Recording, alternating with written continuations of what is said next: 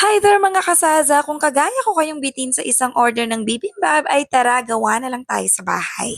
At dahil nga hindi ako nakakita ng spinach kanina ay itong kangkong na lang yung gagamitin ko. Pwedeng pwede itong isab sa spinach na napakahirap hanapin. Hihiwain ko naman pahaba itong mga gulay na gagamitin natin kagaya nitong dahon ng sibuyas, labanos, pipino at carrots. Then after that ay ifa-fry lang natin isa-isa ang ating mga gulay.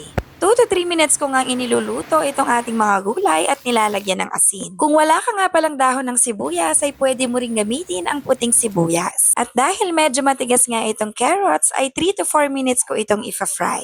At para naman dito sa dalawang tali ng kangkong ay malalaman mo na luto na ito kapag ganito na ito kakonti. Ino ko na. Maglalagay din tayo dito mga kasaza ng toge. After that ay magpiprito na rin ako dito ng mga itlog. Para naman sa ating karne ay magluluto ako dito ng beef bulgogi. Lalagyan ko lang ito ng konting asin, paminta, liquid seasoning, soy sauce at konting asukal and then iset aside.